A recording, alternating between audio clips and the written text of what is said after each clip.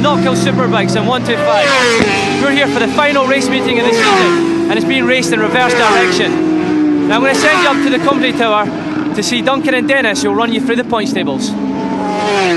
So here we are for the Formula 125s. The championship looks like Kai Johnson in the lead with 149 from Jason Vernon and Gillian McGaw. Keep your eyes on Gillian this weekend. She has been going very well in testing. For the Clubmans, Jim Lang, Alan Bryce and Derek Butcher. Jim Lang has been possibly the fastest novice we have ever seen in Scottish road racing this year.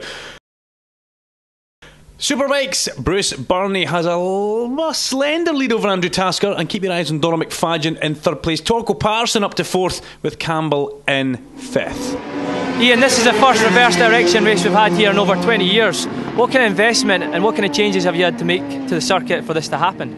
Well, we've had to do several changes, Rory. We've had to increase the runoff at Clark mainly because the bikes are coming into Clark from opposite direction and they needed just a wee bit of runoff in case it goes wrong, so we've actually increased the runoff there by about 8 metres. We've raised the gravel trap height entering the chicane by about 2 metres.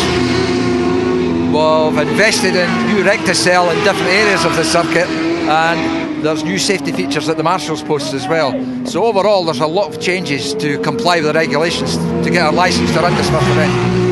Okay, so that sounds like big changes to safety, but on an events point of view, where can you see this reverse direction circuit going?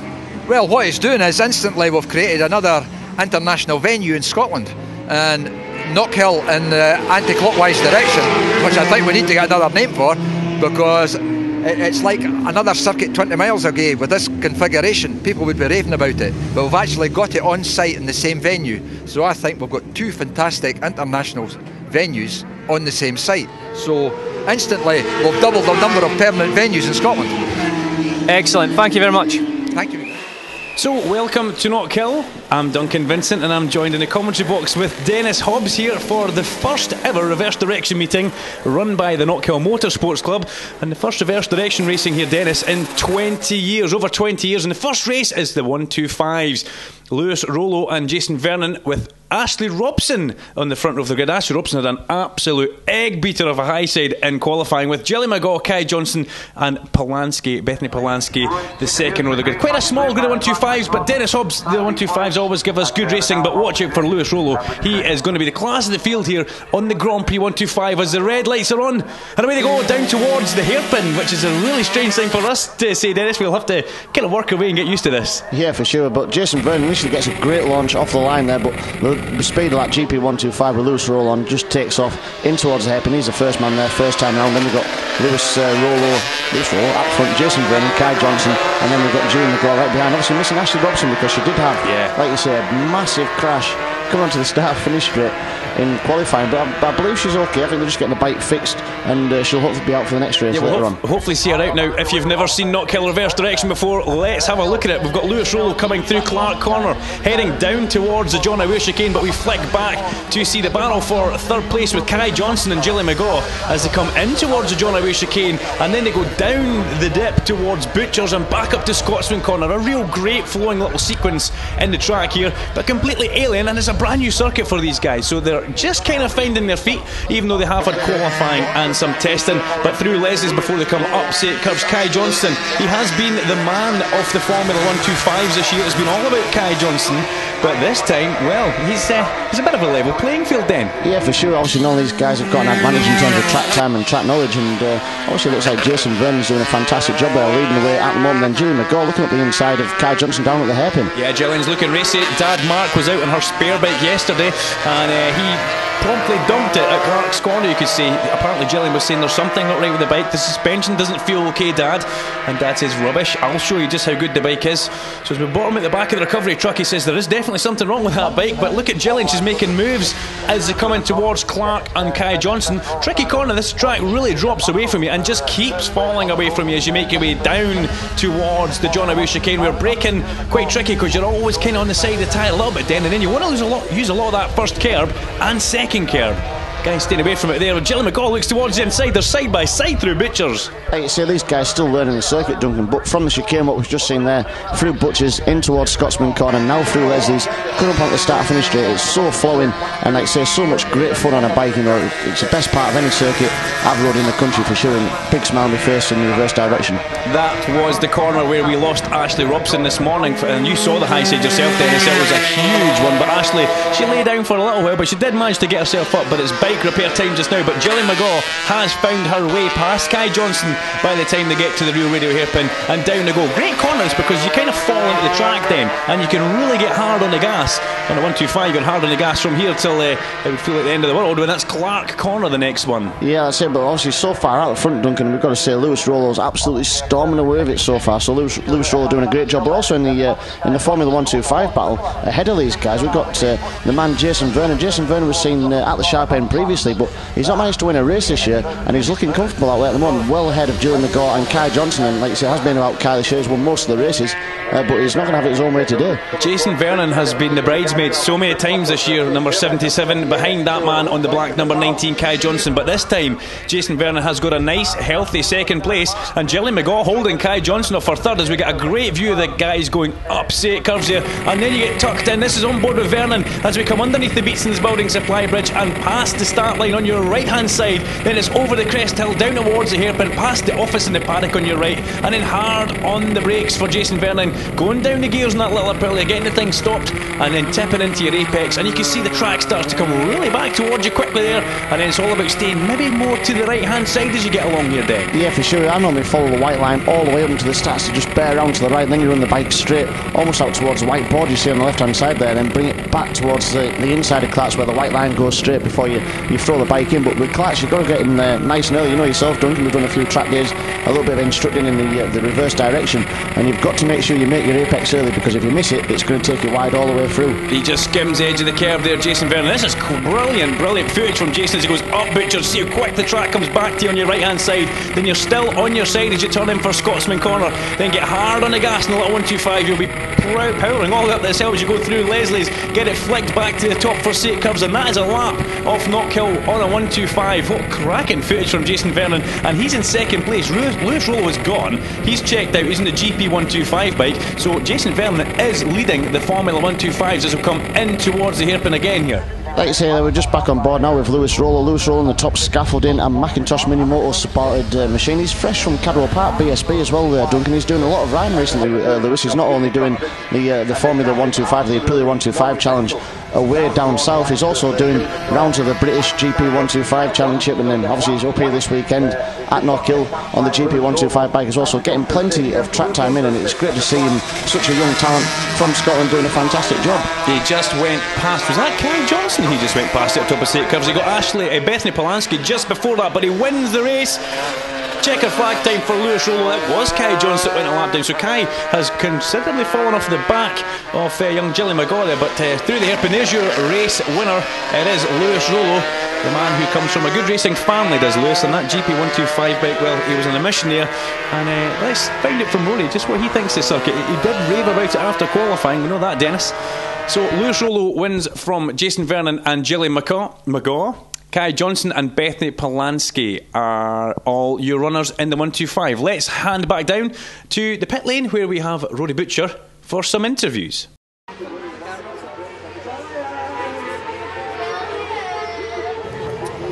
Okay, Lewis, great victory there.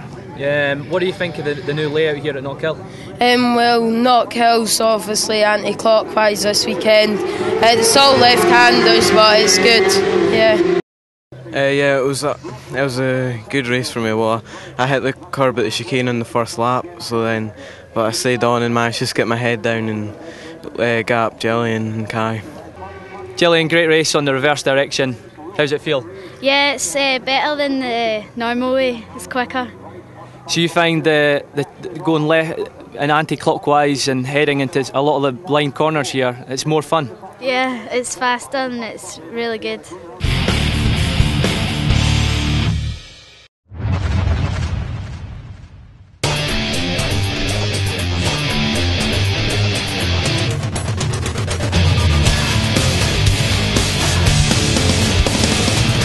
Welcome Welcome to another episode of Racing No Filter.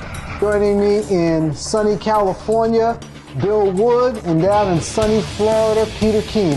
We're going to take a look at some of the products HPD has created for the 2012 Honda Civic, and specifically we're going to show you how to install an adjustable sway bar. Until then, folks out there, you take care.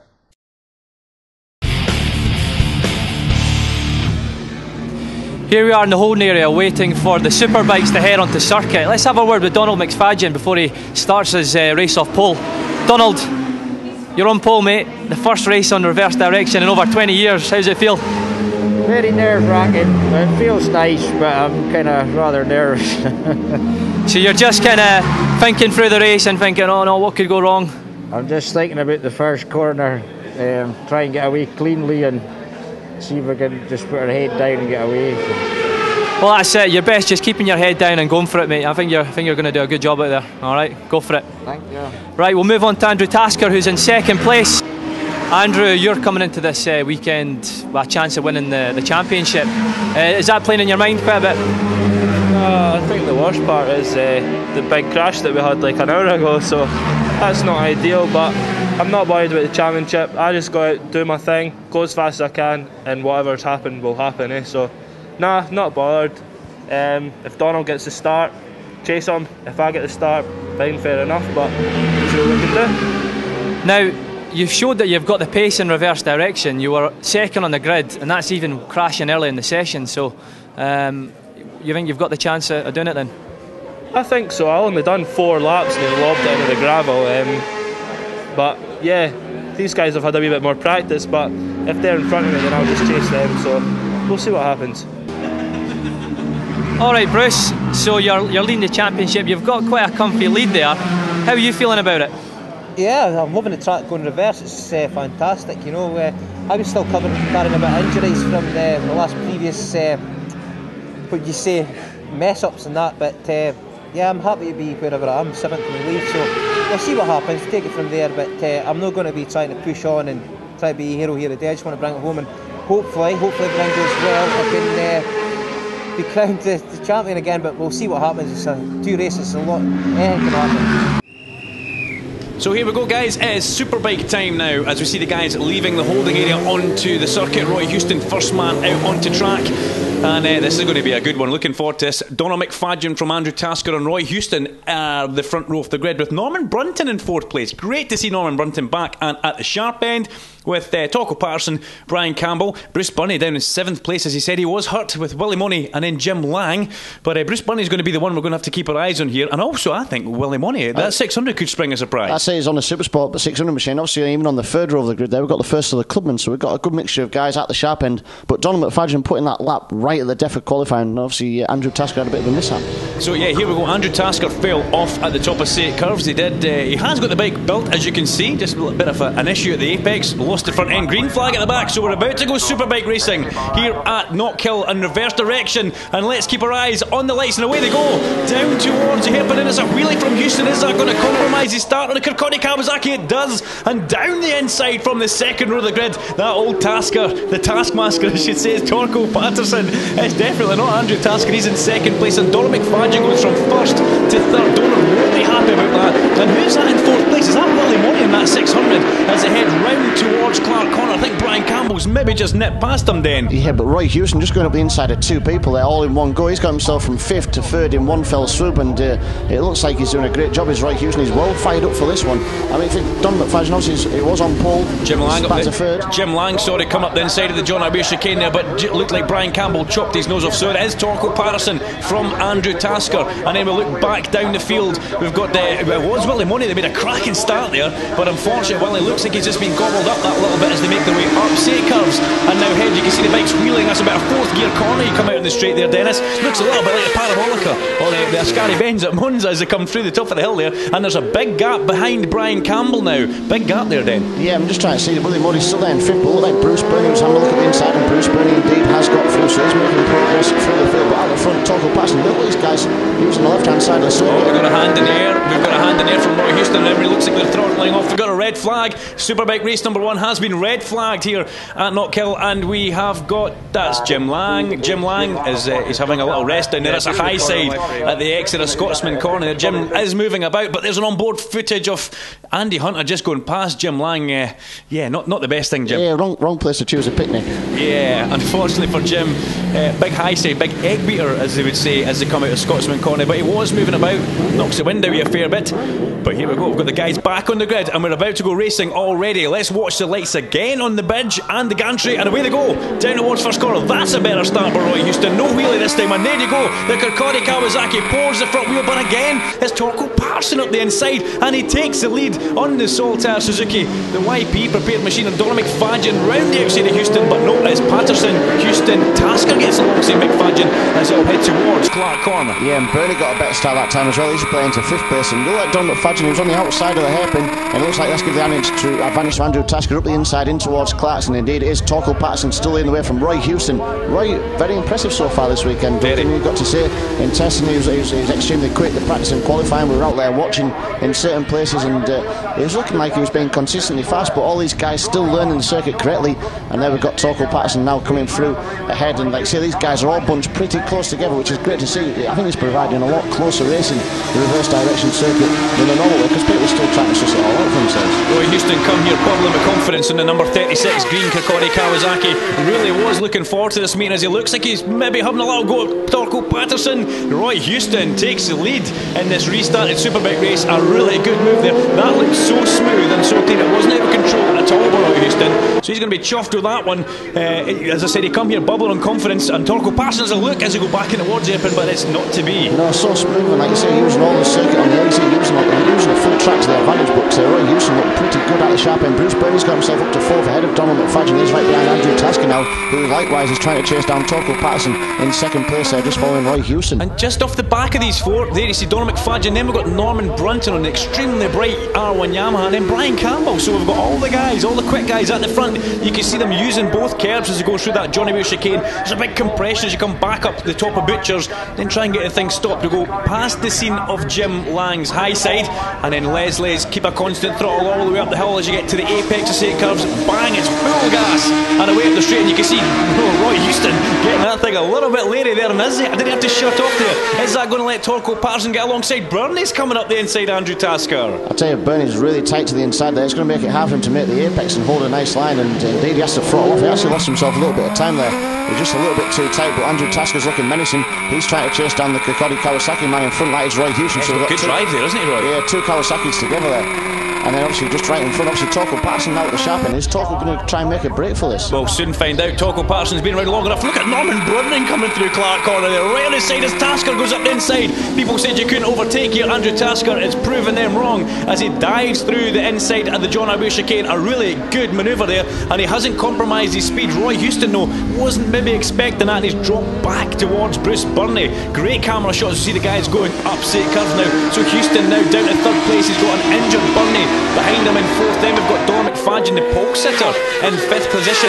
But is Tasker now going to mount some charge on to Torkel Patterson? It looks like he saw Torkel starting to get away there. Yeah, Bruce Burney really hard on the brakes at the inside. The rear end lifted up just as he went past the tri-oval, but he's got himself into 3rd place now. So the championship contenders are all at the front. It's sure are, then. This is going to start tightening up. But I think Tasker might have saw Patterson just starting to get a gap and thought, right, need to go. It's time to pull with him, as they say. But Burney, for an injured old bloke, he's pretty quick through Clark as they come down towards the John Away chicane on that Carnegie Fields BMW. All the guys using the curb, you can see them going through there, and then up Butchers towards Scotsman. It's a really busy little part of the circuit there, Den. Yeah, for sure. I'm just watching there. Bruce Burney so fast in towards Scotsman Corner. He's right in the rear wheel of Andrew Tasker now, who likewise is shadowing the back wheel of Torkel Patterson right in front of him. They're using all the track on the exit. Like I say, wind up with a little bit of extra road there. They could probably still use Duncan as they're coming up onto the start finish here, but down towards hairpin they go, and we're catching up towards the back of Michael Robertson there and Kenny Patterson on the Car Masters. Yeah, but look at Burney up the inside of Tasker. No, not to be. Tasker just cuts Burney's nose off there as they come through the rear radio hairpin and head towards Clark Corner. A couple of back markers markers in the play. This could be the race, this could make the race. Tasker makes a move as they go towards Clark's, and he's got past only Patterson and one of the back markers. He's managed to put one between them there. Really good move. He gets hard on the gas and goes round the outside of Kenny Patterson. So Andrew Tasker, what an opportunistic move. Really, really clever. Goes through the top of the chicane there, and it looks like he's just managed to now possibly break Torko Patterson's rhythm. That won't happen next time. Torko Patterson was probably just being a little bit overkind there. He throttled off nice and early. He didn't want to dive up the inside of the slow rider ahead of him, and Andrew Tasker thought, well, I'm going to take the pair of you, and that's also managed to give him a little bit of a gap at the front. That's like about half a second there, which is a decent enough advantage at the moment. So over the start finish line they go. It's the last lap flag from Tasker is first from Torko Patterson on the orange number 31, and he runs a little bit wide at his apex here at the hairpin, but you're probably right, Dennis. Torko was probably just thinking, couple of back markers, not 100% sure, so let's give them a bit of time. And Andrew Tasker went bang, straight past, not absolutely worried about it at all as they get to Clark Corner again. And this is the last lap of the race, and it's a good lap by Tasker. He's got no traffic in front of him, he's got Torko Patterson behind him, but he's far enough behind not to be worrying as they both peel in through the top of the Johnny Way chicane. Your stomach hits the roof as you go through there, and it hits the kind of bottom of you as you go back up to Butchers. Like a fairground ride. Yeah, like a fairground ride, yeah, only faster. Speaking of faster, here comes Andy Tasker. Is that right? Doesn't matter. Up the top of Sacre. That's where he fell off in qualifying, but he's managed to hold this lap together. A little wheelie towards the finish line. It's over the top. The checker flag waves for Andrew Tasker, who wins the race, and he looks delighted with that in the number 179 bike, ahead of Torko Patterson, and in third place. How did Bruce Burney manage that? Andrew, what a race. You fell back to fourth on the first lap. At what point did you feel like you were going to be able to win that race? When I got to the front, I was like, got to go for it now. Roy came past and Don came past, and I was like, what's going on? Just get your finger out and go for it. And then Roy was at the front, and I was like, right, that's fine, I can set this. And then when Torko went to the front, I was like, I've got to go now. If I give him half a lap on his own, he's gone. And yeah, bike was good considering the crash this morning. Yeah, we've got a few wee bits and bobs to fix, but yeah, I'm well happy. Torko, I tell you what, you're pretty good at starting. On the first race and then on the restart, you made it to the front of the grid by the hairpin. Yeah, I don't know what's happened. I kind of went through a phase of being rubbish at starting. Now it's just kind of come. I've kind of figured out a technique for the things, so I just do it every time, and I seem to get a good run down to that hairpin. So yeah, I was quite happy with the start. The race itself, obviously not knowing the track, first race conditions and stuff like that. You know, you can practice all you want, but it's different when it comes to racing, as you know. So just kind of got the head down. Roy was in front. I was struggling kind of really to find anybody to pass him, but the classic place is going to be on the brakes at the hairpin. Passed him. I thought, right, I'm through. Let's just get the head in and just see how quickly we can go.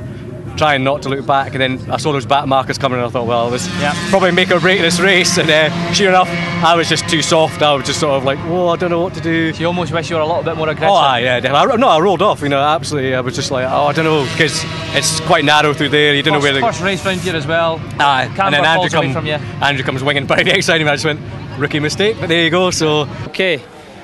Bruce, you're a wee bit apprehensive about the race beforehand because of your injury. Yeah. But that was alright, you were third overall. I can't believe my result, like, honestly. I just went out and I got a kind of poor start, to be fair, but I just chipped away, and next minute the bike and everything just came to me. I was sore, but once the adrenaline kicked in, I was really flying, to be fair. And yeah, it was pity about the back markers at the end, because I think I could have been a wee bit further up, but hey, third is good. I'm happy with that.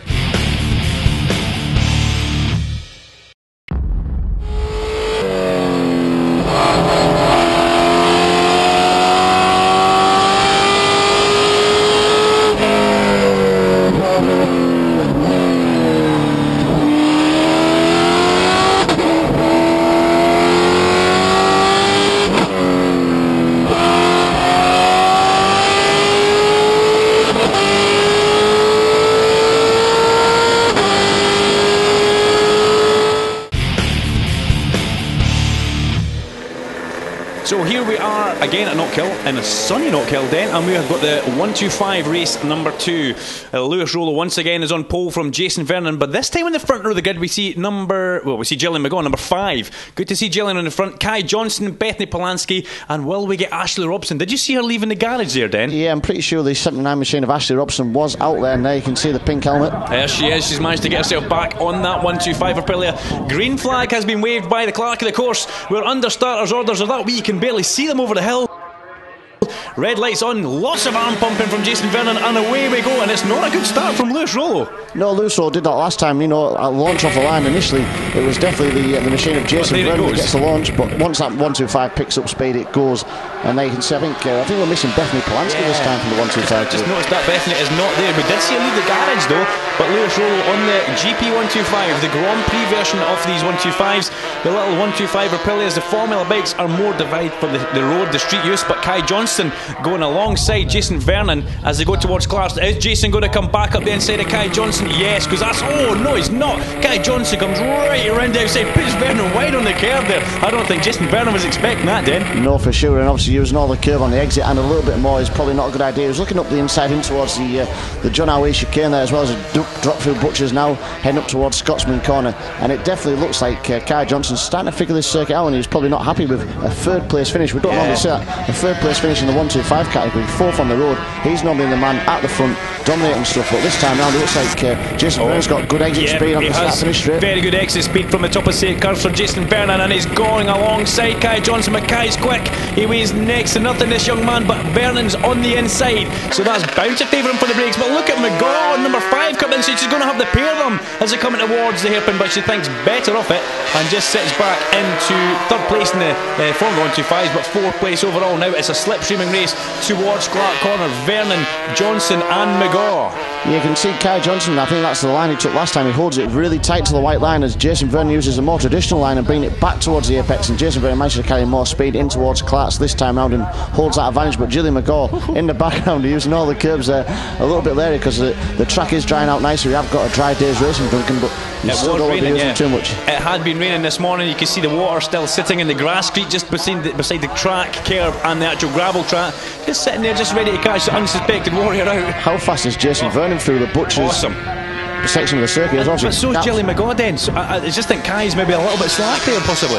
Yeah, I know. I think we were having a chat about this earlier on. They were saying about people that maybe have only raced on one circuit before and never had to learn new tracks and stuff like that. It's maybe just taking a little bit longer to pick up this the new racing lines around the Knockhill reverse. He's also got a big, nice, healthy championship lead that he doesn't want to go and throw away, you know. So he's maybe thinking about his head here. Gillian McGaw goes up the inside of Kai Johnston. Kai tries to tip it in, but number 5, Gillian McGaw, takes second place. Dad Mark will be fairly happy with that. I know, but I suppose the other thing you've got to look at as well is when Kai Johnston's been winning the races in the normal direction, he's been winning by 10 seconds plus over these guys. He's not going to be happy coming up and just finishing third. And you know what it's like. You've raced yourself, Duncan. You're a racer for bikes, you're a racing for cars. You're not going out there, you're not just going down to settle for third place, are you? No, fair play, Dan. I know exactly what you mean. This will be annoying Kai Johnston. We'll be playing in his head that little bit. Let's hope the young man doesn't do anything silly. But as he comes in towards the Johnny Way chicane, he looks like he runs a little bit wide at the first apex. But you're right, look at Vernon as he goes up the hill. And McGaw's quick there. Yeah, for sure. And like I say, it looks like Jason Vernon's just out the line there. He used a lot more of the circuit than Gillian McGaw as he went through the Butchers section in towards Scotsman Corner, as now approaching Seek back onto the start-finish strip. And it's good to see a trio of riders at the front there. These are obviously, we've got Lewis Rollo. He's a man of the mission at the moment. Lewis Rollo on the top scaffolding bike, like you say, helped out by Alan McIntosh. No, he's doing a fantastic job. But then you go back to this, Jason Vernon, sponsored by Joe Maxwell Engineering, doing a great job. Look at the Gillian McGaw. Gillian McGaw's menacing, isn't she? She wants to win this Formula 125 race. Guaranteed that. She's never been on the podium until earlier on. But here we go. What is Johnson doing here? He got a good exit from the hairpin. Can Kai Johnston go round the outside of Gillian McGaw as they head towards Clark Corner? No, but we pick up with the man who hasn't had much TV time, and he deserves it, because this is one of Scotland's rising stars. We've seen Dean Brown come through, we've seen Kev Coughlin come through, we've seen Jimmy Storer come through. Now Mick Robertson's on his way. This is the next man for Scotland then. Keep your eyes on him. Remember the name, Lewis Rollo. Yeah, just watching him there as well, Duncan. He's still a little bit shy of using the curbs going in towards the chicane, but I suppose it's a bit nervy, you know, like say if you've not done many laps around here, it's just first time round the Knockhill reverse. Like I said, they're getting quicker and quicker all the time. There's some new lap records that they're setting as well for these guys, because it's the first time we've had racing in this direction. So every class, the fastest lap is indeed going to be a new lap record, and I think for somebody like Lewis Rollo, he's got no competition out there. He's just riding around on his own, and he's actually taking the checkered flag there. Fantastic race result. Yeah, and the Formula 125s, there's a battle for the McGaw and Johnson, and it's over the line, but Gilly McGaw just gets it. But Jason Vernon held his own there. He will be absolutely delighted with that. But here comes Lewis Rollo, the man of the meeting. Very young, very small. Only practiced on the Saturday, yesterday, for the first ever time of asking. So we get him back in the pit lane. But Rollo from Vernon and McGaw, a podium again for Gilly McGaw with Kai Johnson and Ashley Robson. Good to see her finish that one after getting herself back on the bike after this morning. Let's hand down to our man in the pit lane, Rory Butcher.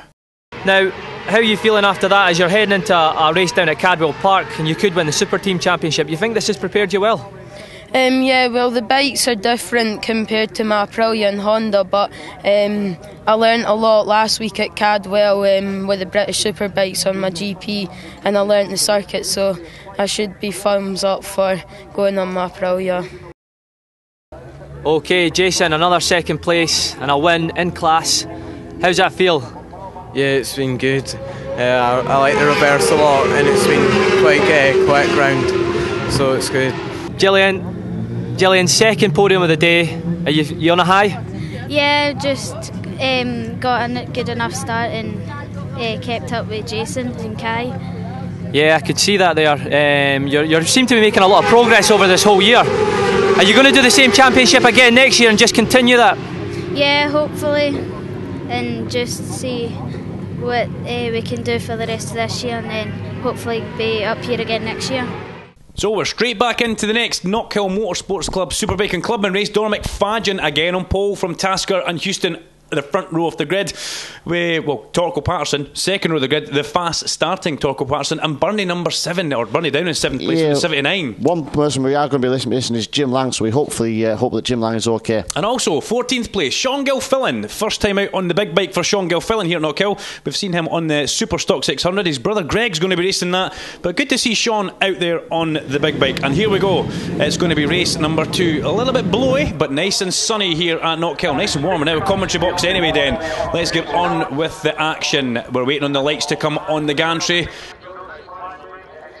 and all eyes are on it just now. And a very, very quick change by Bob Davis here. That caught Donald McFadden out there. Donald wasn't ready for that. Yeah. And once again, Torco Patterson comes through as they head in towards the hairpin for the first time of asking. Up the inside comes Andrew Tasker. Tasker very, very late. He breaks and down he goes. Tasker skittles Torco Patterson.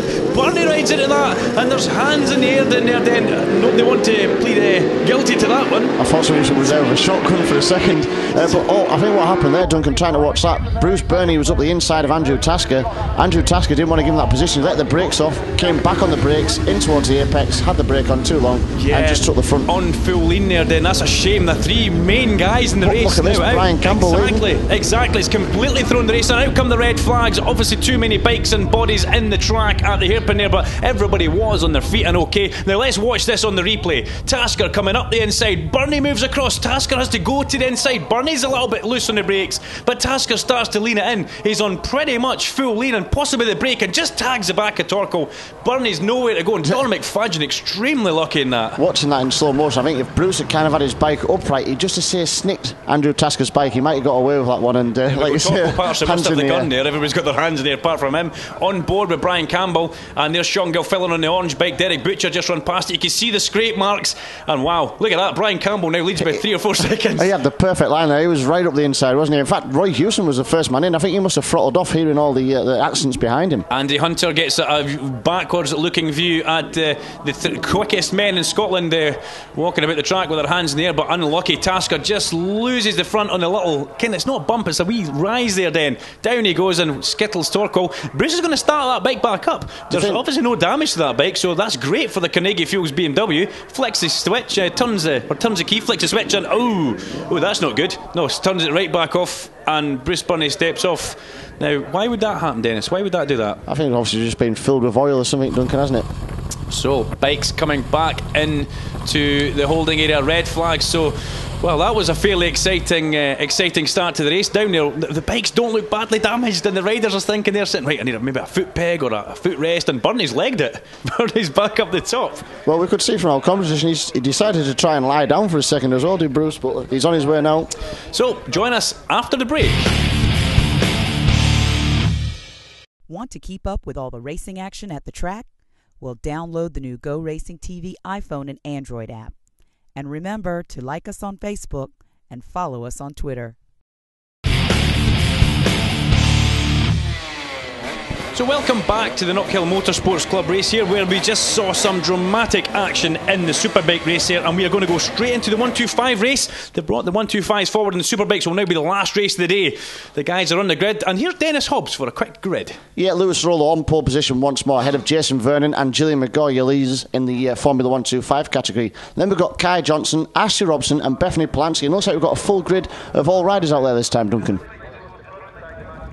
And we're under starters orders. Bob Davis is the man in the box on the left of your screen with his finger on the button for the lights and on the coming. It's another extremely quick change. How quick was that? That caught everybody out there. That was like a half a second flick.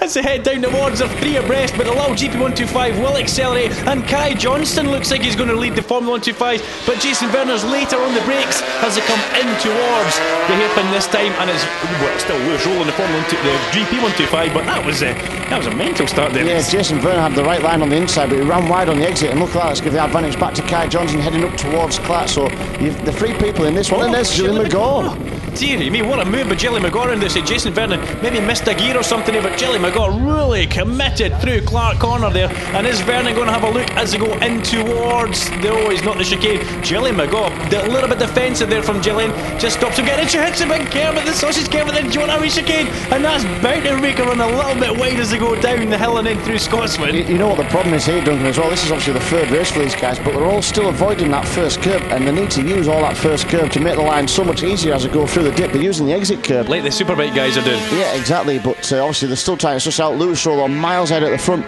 but this is giving advantage to Kai Johnson. But Jason Vernon's got into second place, and then we've got Gillian McGaw right behind in the slipstream. Gillian's dad Mark on the pit wall there with the little hat on. You can see him there willing his daughter along there, and she's late on the brakes at the hairpin, but Jason Vernon just rolls off the brake a little bit then just to stop her getting it, but then he runs wide. He runs very wide there, but has he got the power now as they head towards Clark Corner going through Hislops? But you've got to see Kai Johnson just starting to stretch away, and he needs this today, Dennis. He needs a win. Well, he's not really been on the podium as such, has he? Roundhousing again goes Gillian McGaw. That's a brave move, and so close. Vernon tries to get the cut back. The 125s are proving you can overtake ground here going this direction. Who's going to be brave on the brakes in towards the John Howe chicane? They're side by side. McGaw tries to cut across, and she does. What a move by Gillian McGaw as they go through the John Howe chicane, and that's extremely brave. She's not shy, is she? She's not shy at all. Not shy. Jason Vernon will be possibly a little bit surprised at that. And like you say, all this is doing is giving Kai Johnson a big advantage. But what's happened to Kai Johnson here?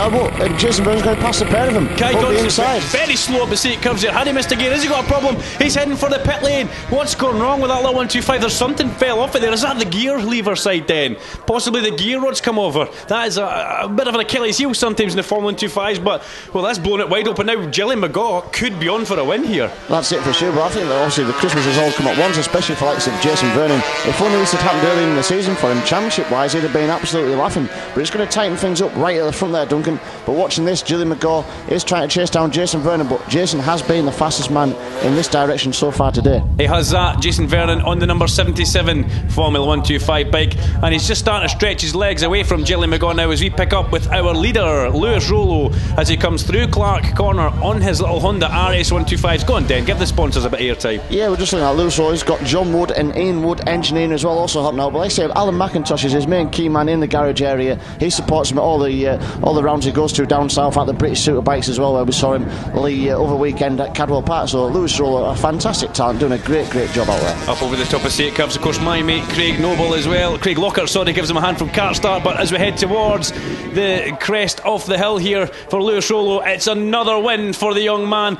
Dominant today in the 125s. The only GP 125 out there, but he has been extremely quick, and he's got quicker with every single race, Dennis. Yeah, I think it would have been good to see the likes of Taz McKenzie here, because I think Lewis Rollo would have put a proper challenge up to somebody like that. Or the young Catherine Green. Anyway, let's head back into the pit lane. We'll see Lewis Rollo from Jason Vernon. Gillian McGaw, another podium.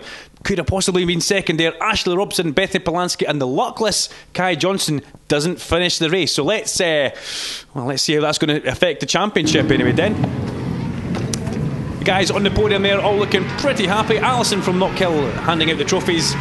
Excellent, well done. So you find that you're making changes to the bike from circuit to circuit this year?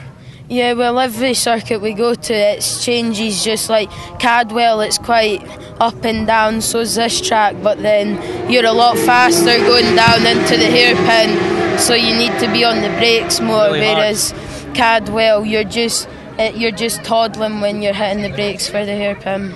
Well, it sounds like you're developing your skills and setting up the bike as well, and showing excellent pace there. So good luck for the rest of the year and all the other championships you're doing. Thank you. Well done. Now Kai had a bit of trouble with his bike there in that race. Would you like to have had a dice with him there? Yeah, because me and Gillian were just kind of battling, and he was getting further away, and then I was just wanting to get by and like take Gillian up to him as well, but he just had a problem, and then we just got straight on him. Gillian, that was quite a strong race from you there. You were kind of keeping up with Jason there and challenging. Yeah, when Kai started breaking down, I got stuck behind him, and Jason got round outside, and then I got stuck, and then he managed to get away, but then I sort of caught him up a bit. So the championship points sees Kai Johnson leading from Jason Vernon and Gillian McGaw. Ashley Robson in 4th place, with Lewis Rollo jumping up in the 5th position there for the Knockhill Motor Sports Club 125. Now we're about to go superbike racing again. There you can see the guys are back in there. Bruce Burney's kind of still wandering about, leather-clad helmet, looking for a motorcycle. Asking Willie Money for his bike there. Can you believe that? Bruce, not the way you wanted to do it, but that's you now got the Knockhill Motor Sports Club Superbike Championship. Well, it's not done yet. We've got about another 20 seconds until they line up on the grid. And if there isn't Tasker down there within 20 seconds, then we've got it. Not the way I want to win it. My bike's blown up, as you can see. That's it. I have won it. The guys are away there. Not the way I wanted to win it. I'll take it, but I'll tell you, this has been some roller coaster year for me. Sometimes you have to take a result like that, and you know, you've had bad luck. You know, fantastic to have it for Carnegie Fields, because we were so strong at the beginning of the year, you know, and just with incidents and crashes, not to my own fault, to be fair. Tough luck, you know, and that's it. But the sun's shining down on me at Knockhill. I've won it, and I'm just made up. Well done, and it looked like you were doing a 100-metre sprint there to try and get that second bike out. Yeah, I know, but it never happened. But it was what it was, and thanks to everyone here, and no doubt I'll speak to you again and see you soon. Aye, well done, Bruce. Thank you very much. All right. So there you go, there you have it. The guys aren't starting. That makes Bruce Burney the Knockhill Motor Sports Club Superbike champion. And here we go, you can see the empty spaces on the grid now. We're going to have a new winner. And we're going to have a new podium, because the first three that were on the floor. So let's see what happens. It's a bit of a longer red light from Bob Davis this time, thankfully. Everybody gets a good start. Roy Houston has been the man of the meeting for starts. And can he get down towards the hairpin first? Look at Willie Money on the Super Sport 600 Yamaha. The back wheel in the air for Willie Money as he goes up the inside of Norman Brunton. And that looks like Derek Butcher incoming on his Aprilia there, but it is Roy Houston as we head towards Clark Corner in 2nd place from that canny warhorse Donald McFadden, who leads as they come in towards Clark Corner for the first lap on this restarted Superbike race. It was postponed after we lost Torko Patterson, Andrew Tasker and Bruce Burney in a first corner collision, but these guys all hard on it. As you can see them using the curb through the John Abu chicane, and we're going to have a good race here, Den. Yeah, for sure. Also, Donald McFadden was on pole position on his Capital Fire and Security Alarms supported BMW S1000 RR, but Roy Houston right behind on a Kawasaki ZX10. Then behind him we've got Brian Campbell on a CBR 1000 RR, the Honda, and then who's got up behind him as well? I think the next man up in the screen is going to be Norman Brunt on a Yamaha. So four different types of bikes in the top four. And then a 600 screaming up the inside of Willie Money. Now can Willie get a position here? But Roy Houston takes the lead at the hairpin. Good move by Houston. I spied this wall in the background. Alan Bryce on a Jigsaw Fowl is the next man up, leading the Clubman. A Jigsaw Fowl?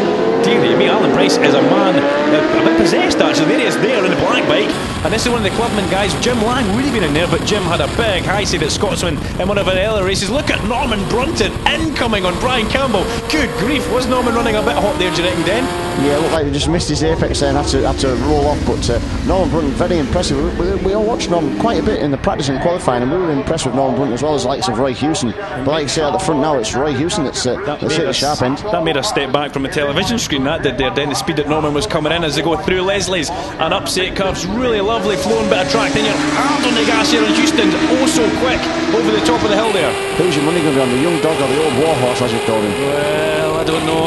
McFadden takes the lead. I'm going to go for Donald McFadden because he's just taken the lead, but that's my 50 pence on the table. But does Donald run a bit wide? No, Roy can't get back through. We've got a 4-bike battle because Campbell and Brunton are in there now. Then 5th place is still Alan Bryce, just dropping off the back that little bit.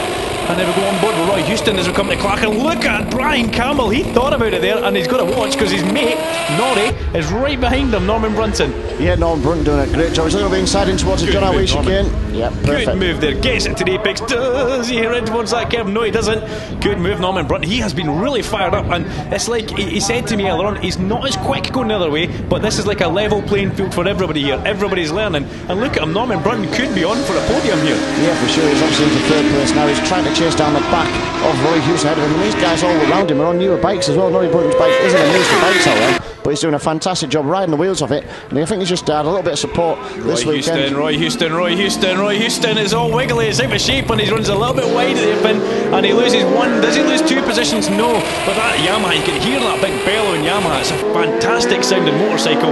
Brian Campbell just edging off the back now, maybe caught out a little bit with that there. Now can Norman Brunton, surely not. What a manoeuvre at Clapper. Norman Brunton, he goes through and underneath the Kirkcaldy Kawasaki, but Houston cuts it back and chops the nose off Norman Brunton as they go in towards John O'Hare chicane. We've seen this a few times already. Norman Brunton very confident going in towards Clark, but does miss his apex and runs wide, and that sacrifices his speed down towards the John O'Hare chicane, where Roy Houston managed to get him back. But like I say, Norrie Brunton doing a great job. Look at this there, look at these onboard camera shots. Norman Brunton can't have a pass there, surely. Roy Houston keeps it wide open. He's the quickest man up at the top of St. Curves. Don McFadden possibly a little bit slack that time, and we're going to catch Michael Robertson, but Kenny Parsons going to go under the cosh first. I think Kenny can hear these guys coming. The two leaders get themselves past, and that has kind of split the pack now, because Norman Brunton has to take it a little bit easy. Nitro Norrie just watches himself as he comes through the hairpin, and Campbell alongside Kenny Parsons. That's your mate there, Den. That's it. Well, the top four riders are all separated by less than a second as I went over the start-finish line, Duncan. But look at this, Donald McFadden's lane. It is the last lap as well, Duncan. Look at Norman Brunton coming through Clark there. I'm so impressed with the way Norrie's riding today. But this is it. We're going over the top of the John O'Hare chicane. It's now or never. There's a back marker. Michael Robertson will homing into view, and Don McFadden will not be happy about that. But he's going to get to him first. Roy Houston's going to have to do something meteoric if this is the last lap, then, because they come through Leslie's up the top of St. Curves, where you've got to be so committed, and it's hard on the gas underneath the Beatson's Building Supply Bridge, and it looks like it's going to be Donald McFadden. The Caddy Warhorse does a stand-up wheelie for when Roy Houston's second. So close between Norman Brunton and Brian Campbell for third, and I tell you what, Donald McFadden is a happy chappy underneath that lovely RI helmet. Great to see Donald McFadden win the race, and so close, the first four riders all together, and like I say, Brian Campbell and Norrie Brunton right at the end there. Pretty impressive stuff. Donald McFadden wins from Roy Houston. Third place is Nitro Norrie Brunton, with Brian Campbell fourth. Sean Gilfillan up to fifth place. First Clubman, Alan Bryce in sixth, with Willie Money and Andy Belby your top eight. Let's hand down to Rory Butcher as we see our guys on the podium there, getting the spoils of victory here at Knockhill. Roy Houston looks delighted with that podium in second place. Donald, I think that wheelie over the line there as you took the finish kind of sums up how you feel. Yeah, I'm delighted to get a win. It's a while since I've had a win, so it's a shame that the other three couldn't make it back out, but I thought, well, that's my best chance of winning. So the other three, yeah, they didn't make it back on the track, but you showed this morning in qualifying that you had the pace to actually take it to them. Yeah, well, I think maybe if they were, I think I went quicker that time, and I'm just still the blind corners I'm learning. I know it really well the other way, but I'm still learning this way. So yeah, I was trying for the win, and I was trying to set Donald up in the last lap. I was like, I knew where I had a good bit of pace on him.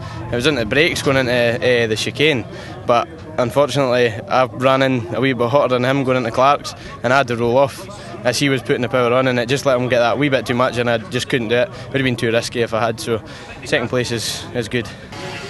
Norman, that was pretty close. The two guys were just in front of you. You also had Brian Campbell right up your tail, and then a back marker got in between you all at the end as well, so you must be chuffed just to get it home in third. Yeah, really happy with third. I knew Brian was right behind me, but I also knew it was quite hard to pass here, so it would be quite hard for him to get past. Tried as hard as I could to get past him, but it's just trying to learn where you can pass with a new circuit and where to risk it. So the Knockhill Motor Sports Club champion of champions for the Clubman sees Jim Lang win the Clubman Championship from Alan Bryce and Derek Butcher. Great year for Jim Lang, great year for Alan Bryce as well, seeing him coming through the ranks, and Derek Butcher, last year's champion, finishing third. The Knockhill Motor Sports Club Superbike champion is Bruce Burney. Didn't even have to race that last race. Andrew Tasker in second position there, and Donald McFadden gets himself up ahead of Torkel Patterson into third. That sees the end of today's action from the Knockhill Superbikes and 125s. Catch the season review closer to Christmas, and we'll see you next year.